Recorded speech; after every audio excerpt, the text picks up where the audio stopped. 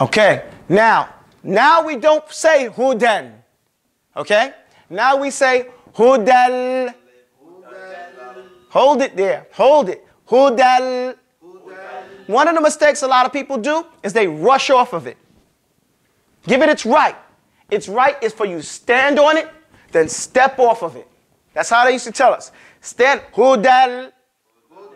Why? There's a rule here that you have to understand about reading Arabic. Okay? In reading Arabic, let's do some transliteration. Woo. You say, I'll say this right here. Say Russ. Okay? In English, if we write that, we would say this. Russ. Okay? Russ.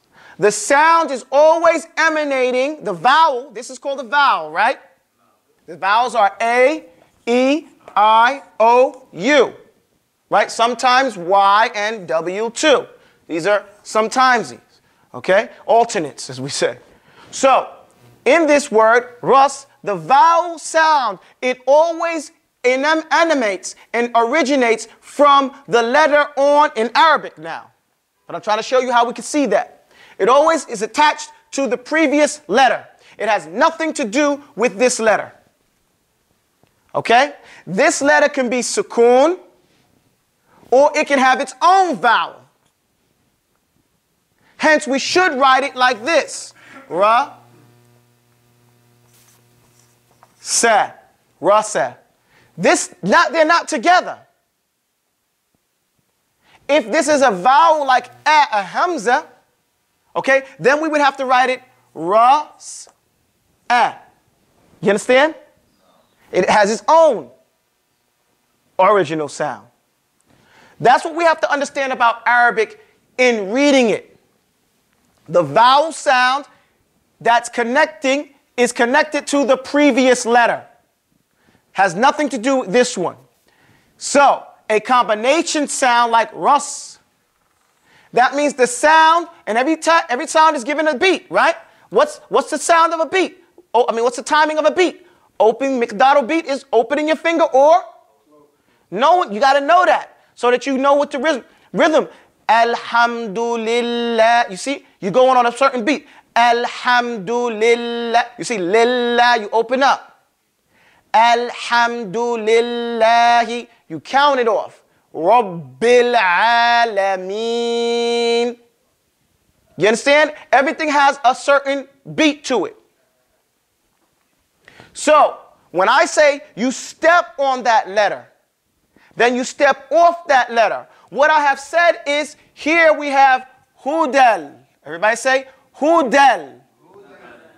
So hudal is mushaddad. What does a shadda mean? What is, say it out loud, man. To strengthen it, right? So people can't hear you, they like your voice. They be like, yo, who's that guy right there? No. So, it's to strengthen a letter. For us, strengthening a letter is coming to its aid and having another letter just like it, right? Strengthen it with something just like it. So a shadda is equal to two lams, right? No. One has a sukoon over it. The other one has this vowel, kasra. But we say that by saying this. Because the Arabs love abbreviation. Remember your first lesson? I said you learn those lessons. Those are things that serious. We learn those lessons and we apply them. This is the problem that I have with us learning. We learn things and then we don't apply it. It's a rule. Rules are supposed to go all the way through. Attention to what? Details. You can say that in the metaphysical and you can say it in the physical. It still applies. You know what I'm saying? So, here, in order for abbreviation, we just put this little line here. The squiggly line here. And this squiggly line here lets us know that this is two lambs. So step on the first one and say, hudal. How long should it be? One miqdar, right? One timing. And then the second one, li. But since it's the same letter, you hold it as two. So you say, hudalil. You see what I did? I said, hudal. I landed. I have to completely land. My problem here that we're trying to address is that people go, hudalil. They didn't give it no time. Respect the letters, man. Respect everything on there. Ain't nothing on the page for no funny reason. It's there to be respected. So we say, hudalil. And so this one here has to be respected too. So if we go here again, it's lil. Okay? So there's 3 lambs. Right? So we would say, hudalil. You see that? And where do we do that? Not off the tip of our tongue, pushing to the front, like English speakers, on the side of our tongue. When it's on over here, we touch the gums very light. Remember your Arabic classes. So it's hudal. You see that? You do it right, not hudal, like la la la la la. No, this ain't English. This is Arabic. Hudal. You see that? Don't it sound clearer then? You say, well, where did they get that sound? They get the sound by doing their mouths right. Okay? Hudalil. Right, and then go back to it. Hudalil. You hear it? That's why it's crisp. And you hear it. So the person in the salah or the person that's listening, he relaxes. Wow, I hear that. I understand.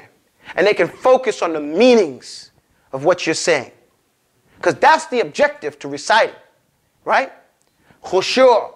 To remind yourself and to remind those who are in hearing distance to push away the shayateen and to make it easy on the believer. That's why we make it in Islam, the legislation is to let the one who can recite the best to lead the salah. Even if someone might be more knowledgeable, but they recite it in a worse way, then you let the one that can recite it better. Go ahead. Okay? Because it's easier on the ummah. And encourages them to be in the salah. Everybody wants to pray behind a guy that can recite good. Right? Because they enjoy that. Comes with work. Okay? Use those plugs, man, because that thing's going to go out. Okay, so hudalil. So we have that there. Here, again, the point is, another point is that now there is no ghunna.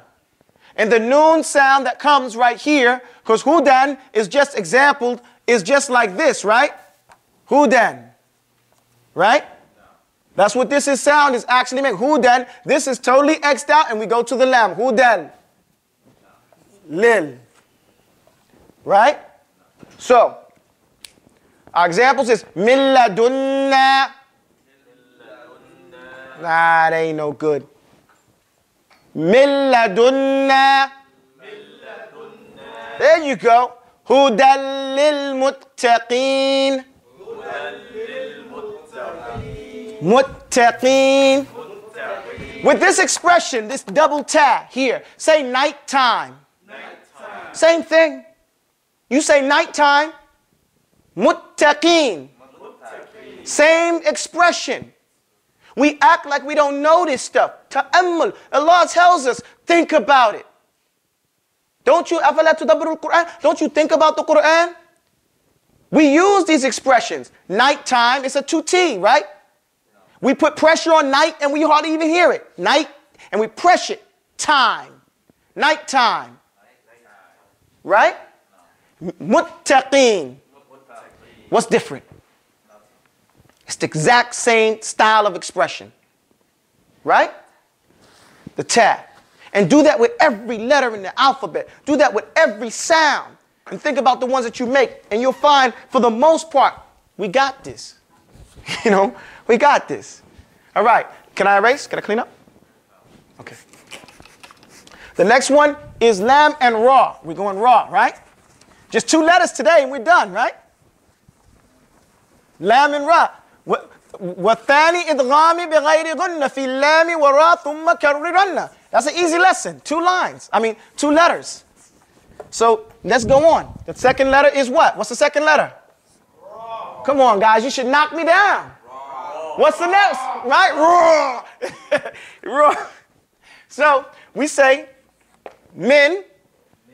Min. Hakim is the only guy here. Min. Min Rabbihim. Rabbihim.